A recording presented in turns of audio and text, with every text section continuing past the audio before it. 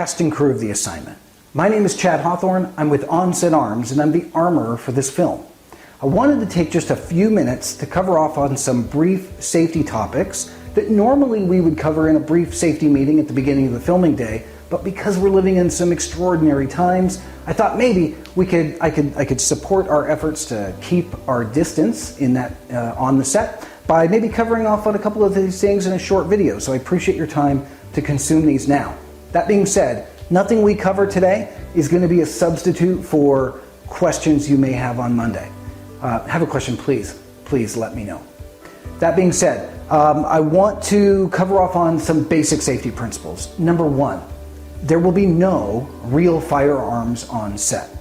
The firearms you see will be props and nothing else. Now, I know that we live in a state that allows open carry and concealed carry, so my ask is, if you do have a firearm, please do not bring it to the set. Please leave it in your car. Now, you will see throughout the course of the day 3 firearm props. One will be a rubber prop. It will be what I carry, and that will be used to give instruction to our performers from a distance. If I want to give instruction on how to hold the gun, or maybe change your grip or your stance or something, I'm not going to get right up in Philip and Norman's face and get close to them. Again, we live in extraordinary times. We're going to be taking extraordinary measures. I'm going to model the instruction over here, and they're going to see it, and they're going to adjust their performance that way. So we're going to keep our distance.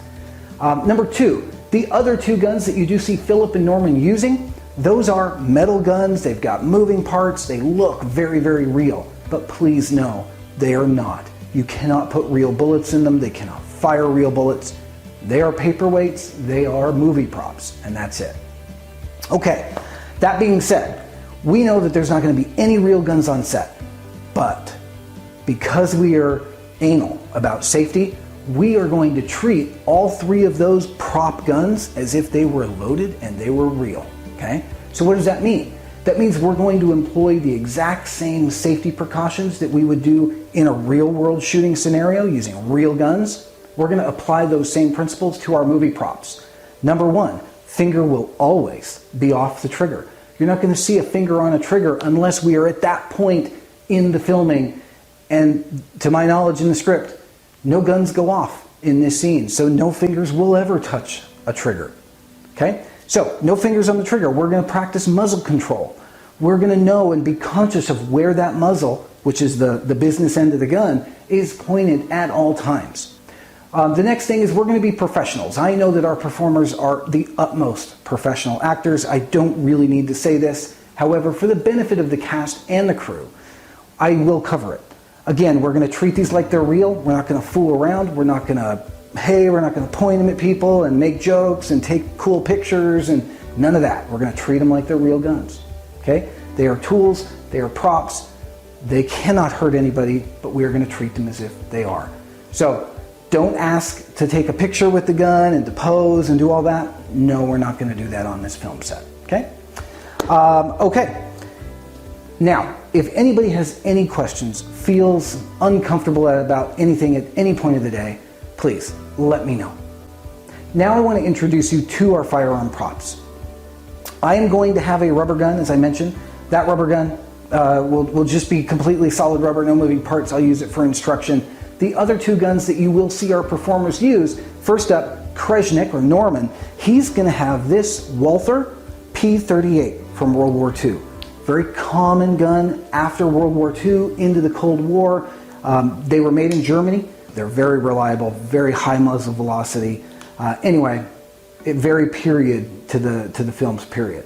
So about this prop, again, muzzle is plugged.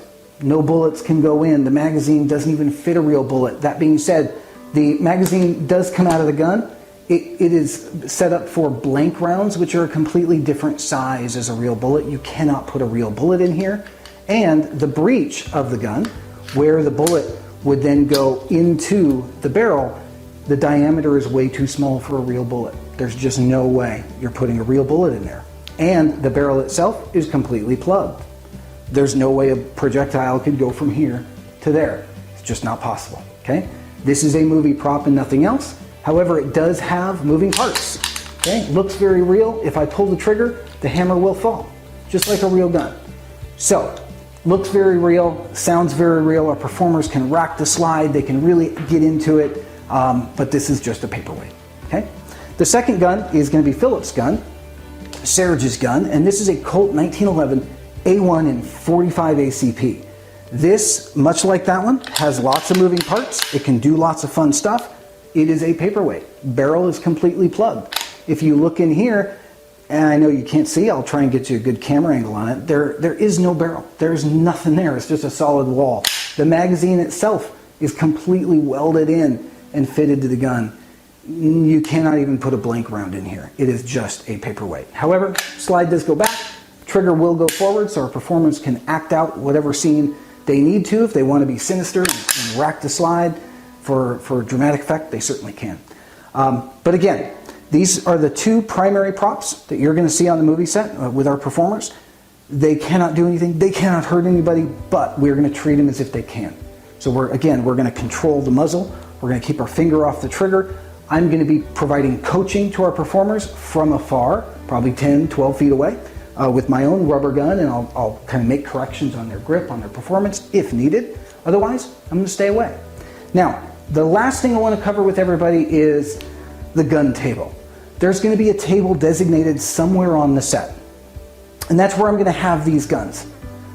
We're going to call that the gun table, and my ask is stay away from the table. Please do not approach the table. That's going to be a sterile environment. The way we're going to work it is when I prepare a prop for one of our performers, just before they go on, I'm going to take this disinfecting wipe and I'm going to wipe down the entire prop. Then I'm going to back away. I'm going to step away from the table, and the performer is going to come up to the table and take their prop. They're going to do the scene. Once the scene is over, they're going to walk over to the table. They're going to put that prop down. I'm just going to be over here. I'm going to come up here. I'm going to take it. I'm going to wipe it down again. We're going to continuously do that, take after take, to make sure that everybody's safe and we're being sensitive to everybody's pre-existing conditions. We're learning how to film in these crazy times. It'll be challenging, but I think it'll be really cool at the same time. So those are the processes that we're going to follow.